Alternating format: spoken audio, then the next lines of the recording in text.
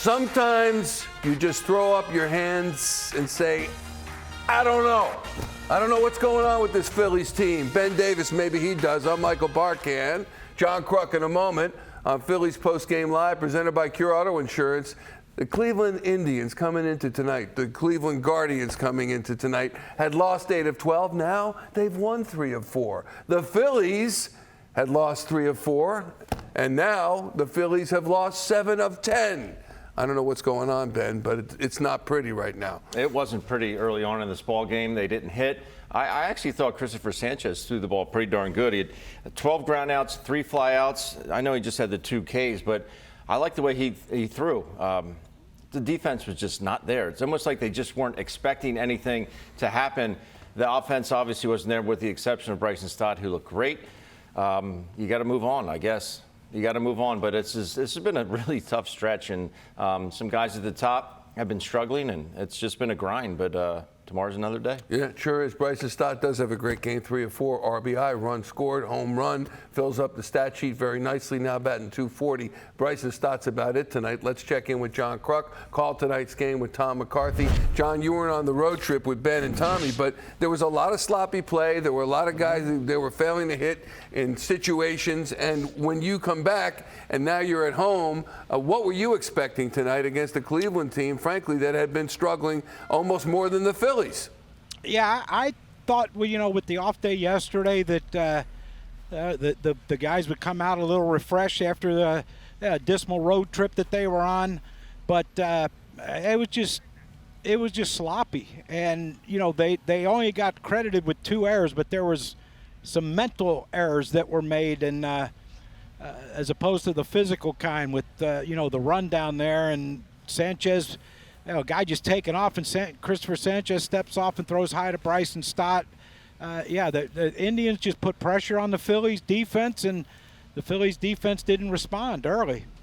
Johnny, what can Bryce Stott take out of tonight's ball game? He looked outstanding. He looked, the bat was a lot quicker through the zone. What can he take away from tonight? Well, Ben, I hope he takes away a lot from this game. The 3 hits, he pulls the home run, his last at bat, high velocity from Class A, and he hits a bullet down the left field line. And then he hits a hard ball up the middle, so he used the entire field. And, that's, I think, when Bryson was going at his best last year, that's what he did. It was line to line and just staying on balance and keeping, taking good swings. And tonight, that was about as good as we've seen him this year, without question. When you look at Bryce Harper, and goodness knows the man walks on water around here, as well he should. He's been absolutely amazing. But having said that, you got to call it as you see it. And he struggled tonight. He struggled at the plate, 0 for 4. He definitely struggled in the field, cost them a run. And I guess what I would ask you is, he just didn't seem like his mind was in the game tonight, which is a rare thing for Bryce Harper. Yeah. It was not good for Bryce tonight, and you saw some of the misjudgments that he had, with the rundown play early in the game, and then when he ranged too far to his right with the ground ball to Bryce Stott, and look, Christopher Sanchez still should have made that play and recorded the out. He didn't, so it makes it look bad on the first baseman, but.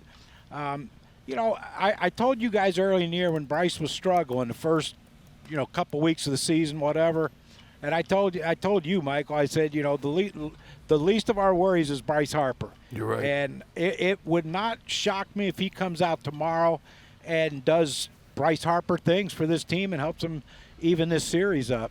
Johnny, being a first baseman, how do you get out to that certain mark where you realize, okay, I can't go any farther past this to my right?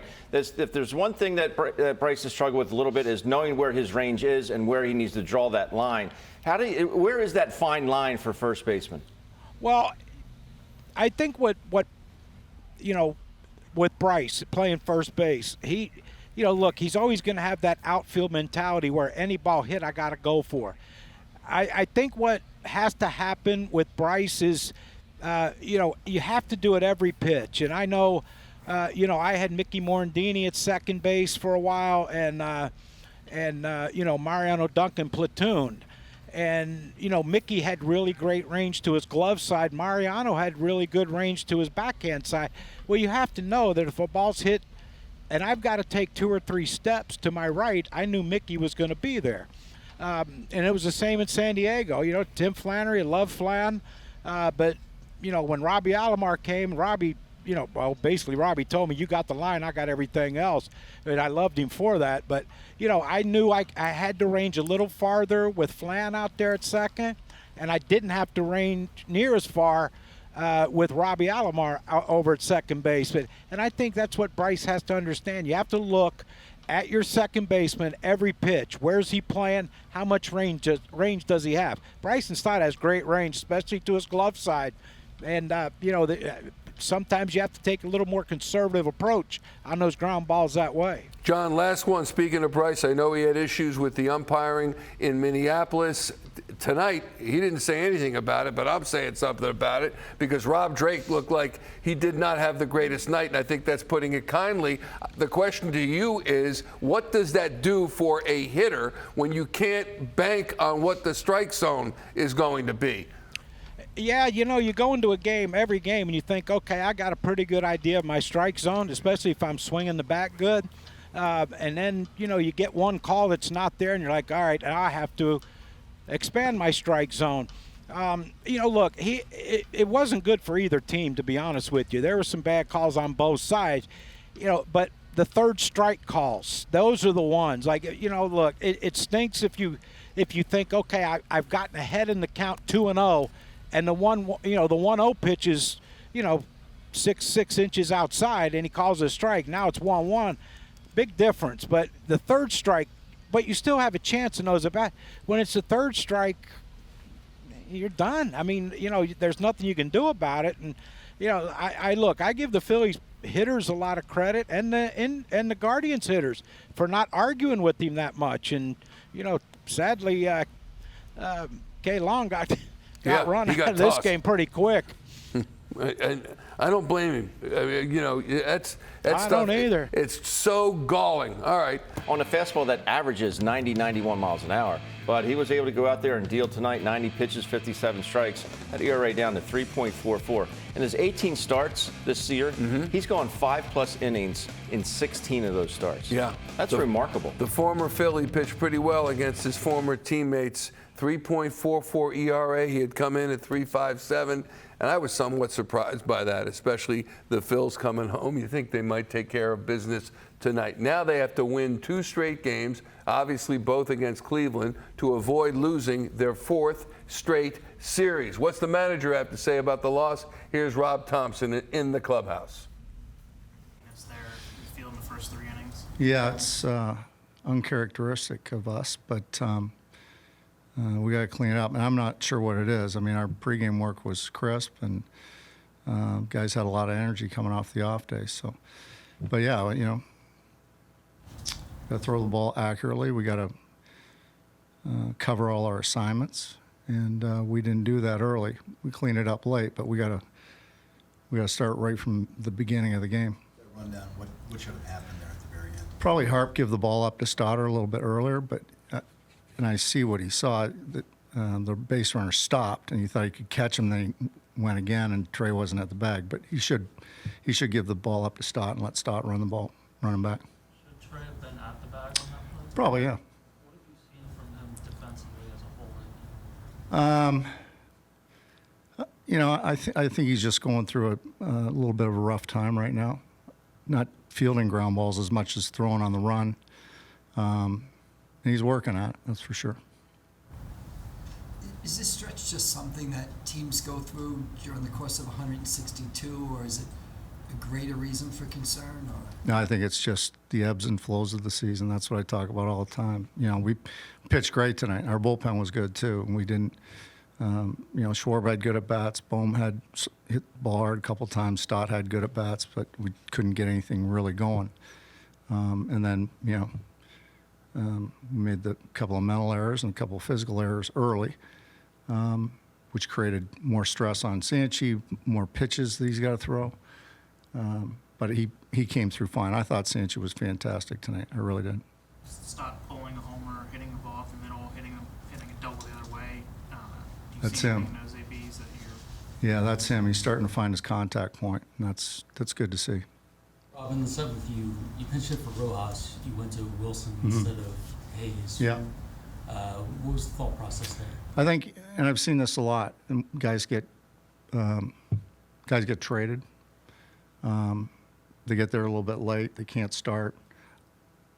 It's tough for them to. I think it's tough for them to pinch hit in that spot. I really do. So I think it's best that we just start him tomorrow and he has a fresh day. he'll play tomorrow. Then. Yeah. On the other side of the ball, when you have three of your hitters called out on strikes in the first couple innings that appeared to be balls, how difficult does that make it moving forward when you don't really know what the strike zone is?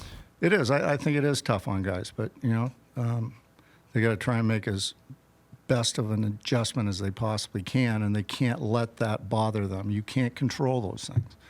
You got to clear your mind, go out, play defense, come back in for your next at bat, and have a clear mind and stay after the at bat. So, yeah, it's difficult, and sometimes it's difficult to figure out where the strike zone is. But like I've always said, you got to overcome things that you can't control. How encouraging was the bullpen tonight? 3 scoreless innings from 3 guys who faced some struggles recently. Yeah, really good. I thought Ruiz fastball was 96, 97. Curveball was sharp. Kirkering, we wanted to give him a little bit of lower leverage because he's had a tough time finding the strike zone the last couple of times, and he was really good. And Alvarado was, he looks like he's right back to where he was. I don't. I want to decide this human error is part of life. It's part of baseball. But if they're going to continue to call these pitches that far off the plate, again, these are egregious calls, then they're going to force Major League Baseball's hand into going to the Robo umps and making sure that these pitches are either touching the box or well within the box. And obviously, clearly, those pitches were way outside. Now, it did work both ways tonight. I will say that. It worked both ways. He was bad. He was an equal opportunity offender, was Rob Drake against both teams in the lineups tonight. So, it comes and it goes. But if you are a pitcher, you can definitely take advantage of that if you have the command to be able to just miss just off the plate. Can you tell whether or not Rob Drake was just having a bad night or this is the way he calls a game? I think he just had a bad night. It does happen with these guys from time to time, and you could pretty much tell. I remember playing and catching. You could tell if a guy was going to have a big zone or a tight zone, really from Jump Street. Right from the first pitch of the game, you could tell, you catch a ball and just whack. And I'd go into the dugout after the first inning. I'd say, boys, swing it today. He's got a wide zone. So, for the most part, you just gotta deal with it. It's not part because you think you know the strike zone, from a defensive standpoint, catching back there, thinking, I caught that pitch. I know it's a strike, but I'm not getting it. Or you catch a pitch that's out of the strike zone and it's a ball and you still get it. You're like, oh, okay. Maybe we can be a little bit more aggressive outside the strike zone. But from an offensive standpoint, that plate is 17 inches wide for a reason. You start going outside of that, it makes hitting that much more difficult. Let's go back to the clubhouse. And the Phillies traded with the Orioles today, and they acquired left fielder Austin Hayes. He sat out tonight. He'll be a go and left tomorrow. Here he is about his new team in the clubhouse. Yeah, I've spent my whole career with one team, so it was definitely weird today packing up my stuff and driving out of there. But I'm really excited to drive a couple hours away and come over here to a really, really good baseball team and really a fun team to play against. So I'm looking forward to being inside the clubhouse and seeing how much fun these guys have here and what a winning mentality is on this side. Is there anybody on the team that you've played with in past stops or have a good relationship with previously? No, I don't think there's anybody in here that I've crossed paths with. So it was a lot of handshakes today and introducing myself, and I'm sure the relationships will start to grow quick. Did they tell you that it looked like you would get a chance to at least be the everyday starting left fielder? We talked today, and I know I'm going to be in there tomorrow, and I'm just going to do whatever's asked of me and be ready to go when my name's on the lineup card and do whatever I can to help this team win. So I'm just looking forward to getting in the game tomorrow and going from there. What was it like to go from an all-star to kind of getting squeezed in a numbers game out there in Baltimore? It's always tough anytime you've been in the starting role and all of a sudden you're in a little bit different role with the team at that point. I was in a platoon situation and playing some defense late, so you always want to be the everyday guy as a player. So it's tough changing roles, definitely. Do you think the more playing time, Dave Dombrowski was saying earlier that he thinks the more you play, the more success you might have against right-handed pitching. Do you think the more you can kind of improve those numbers as well as continuing to hit left-handed pitching? Yeah, absolutely. Lefties are something I've always had a lot of success against over the course of my career, and I've had some inconsistent streaks against right-handed pitching. I know that, and last year I think I actually had better numbers against right-handed pitchers than I did lefties for most of the season. So I've had points in time where righties that's what I was putting my numbers up against. I have a lot of confidence against right-handed pitching, and I got off to a little bit of a cold start this year, specifically against the righties. So I know it's going to take a little bit of time for those numbers to change and come up, but I feel really good about where I am right now and adjustments that I've made and the work that I've put in while I was sitting on the bench. And the few at-bats I have gotten against right-handed pitching while I was in that role, I've liked the results that I've gotten and where I'm at. So, yeah, I'm looking forward to getting some at-bats against righties. Dave said that you were a guy he's tried to get at the last 2 trade deadlines. Did he tell you that, and how does that make you feel? Yeah, when we talked on the phone today, after he let me know that the trade was going through, that he'd been trying for about 3 years, so he's glad he finally got it to go through, and I get to put on the Phillies uniform, and so I'm excited. I'm going to a place where somebody's wanted me for a few years. That's good to know. How much did you want to make sure you got here, give yourself a chance to get into the game tonight? Yeah, I hopped in the truck as quick as I could, got whatever I needed to be available for the game tonight, and try to get here as quick as possible. So I was definitely trying to get here quick. Sometimes, like in trades like this, if they're looking for something, you could have gone to a team that's not contending. It doesn't seem to be too rare where you go from like one AL title contender to another, like an NL title contender. You feel kind of lucky in that regard that you didn't go to a team that's trying to dump a reliever, and now you're playing a team that's going to lose 100 games. To go from one first-place team to another one is that's probably everything you could ask for as a player, to go from one winning team to another winning team. And there's not very many teams you could feel like you're upgrading in a way from where you were when your team was in first place. But that's how I feel. I feel like I'm coming into a place where we have an even better chance of winning a World Series. So I'm really excited to be here. Austin Hayes talking in his new clubhouse, talking about his new teammates. He said he's never had occasion to cross paths with any of the current Phillies. He said a lot of handshakes going around, but he's looking forward to getting used to that locker room and calling his new teammates friends. And he also said something I thought was very important, Ben, because we know how well he hits left-handed pitching, but he said lefties are something I've always had a lot of success against in my career, inconsistent streaks against righties, but I have had points in time where I have had success against righties, and I feel really good about where I am against them right now. Yeah, I think it's a good addition for the Phils. Someone that can have a little bit more success against lefties. Obviously, the platoons have not really worked out for the Phils in center field and left field this year, but you take a look at Austin Hayes and where he's come from. So in 19, he lost 108 games with the Orioles. 2020, the pandemic year, they were 10 games below 500, 25 and 35. Then in 21, 110 losses for the Orioles. And they start to turn it around a little bit in 22, only 79 losses. 23, only 61 losses for the Orioles. And this year, they're 61 and 41 are the Orioles, 20 games over 500. So he's seen the whole gamut. He's on terrible teams. I remember going down there and doing some games in the booth and thinking, this is going to be some lean years for the Orioles, but they were able to figure it out. They're in a window right now, the Orioles are, where they could possibly win a World Series for the next 5 or 6 years. But you're right, to be traded to another team, another first base team, you could be somewhere, you could be admired in Detroit somewhere or the Kansas City Royals, but he gets to come here to a great city, to a great atmosphere, a great ball club, and a great bunch of dudes on the team. I think he's going to love it. I think the Phillies play the Orioles in the World Series, and up to the plate with the chips down steps Austin Hayes. Just like 83? Yes, it did. Well, not just like 83. It's going to end differently. It's going to end better.